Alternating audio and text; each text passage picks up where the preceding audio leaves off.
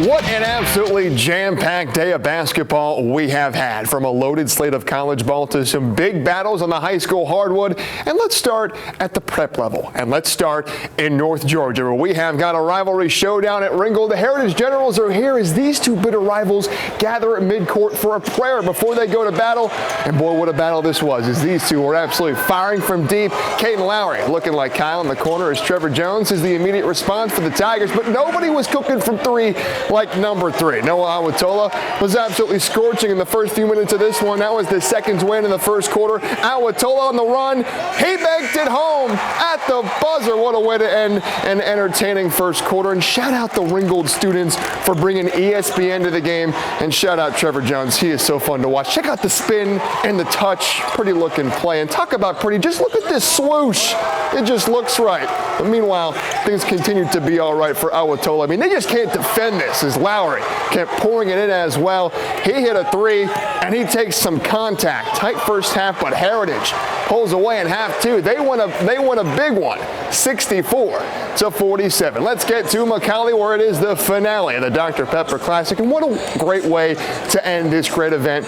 And with the hosts taking on a crosstown foe in the high-flying Ringgold-Tyner. And speaking of high-flying, it's a good way to describe Zion Pinkerton as he puts it in. Check out the patience here from Jarris Walker, as we had a 1-point game at the half. But boy, Big Blue, they wanted nothing more than to put a bow on this Dr. Pepper in this second half, and they certainly gave the home crowd plenty to cheer about, as Timothy Scotton, boy, he was feeling it from 3 in this second half, doing it not once but twice on passes from Pat the Man Myers, as Ryan Wingard has the exclamation point for the Blue Tornado in the fourth. I think Wingard thought the dunk contest was still ongoing, because Wingard, I gotta say it, oh yeah, he has wings. McCallie, they were feasting on the defense like wings on Super Bowl Sunday. Oh, McCallie, in the second half, they close out DPC 2026 with a bang, 59-39. And folks, it's hard to understate just how big of a win it was Thursday for UTC men's basketball. The Mocs had been reeling, and against one of the top teams in the conference in Mercer, Chattanooga, desperate for a win,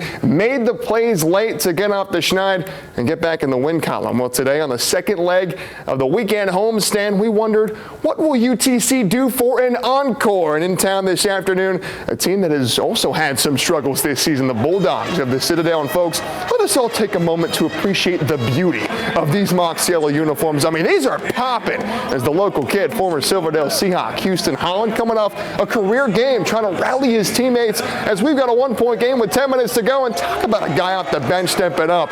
Jakari Johnson is beginning to get cooking from beyond the arc, as he knocked down 3 trays on the day. But on the other side, the Mocs struggles to defend inside continued, as Sola Abadisi was absolutely feasting down low. But boy, he doesn't just score it, he dishes it. Gorgeous feed down low, as Braxton Williams has the Citadel leading by 7. And when the Mocs absolutely need buckets, the guys to rely on are Brennan Watkins and Jordan Freiston, and the 2 D2 transfers were doing their part. Watkins hits the 3, and man, Freiston, he makes those drives look so easy. But the Mocs just could not get the stops down low late on defense, and really UTC was making it easy for the Citadel. And so this roller coaster ride of a season continues for the Mocs. After snapping the losing skid, Chattanooga finds themselves back in the loss column as they fall 78-71 at McKenzie. And this team has struggled to find much consistency really at any point this season.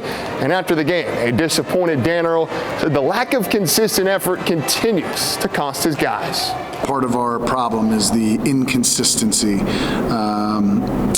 Unfortunately, we haven't been able to figure it out. One game, somebody will play well or compete harder. Another game, somebody doesn't have it that day, perhaps. And from a shot-making standpoint, that's going to happen.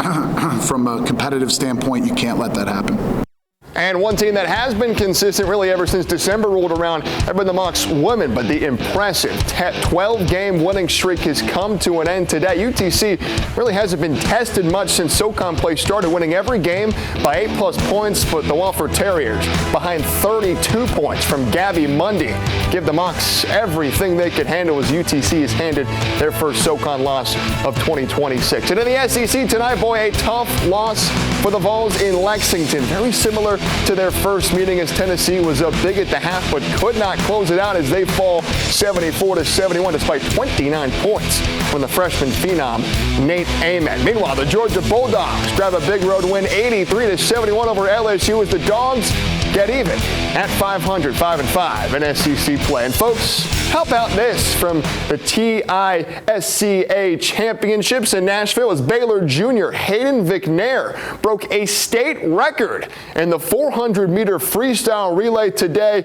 with an impressive time of 43.14 seconds. Huge congrats to McNair, who has a very bright future ahead. Boy, what an awesome night of sports. What an awesome time of year for sports. A whole lot to be excited about this weekend. Don't go away. More news and weather is next.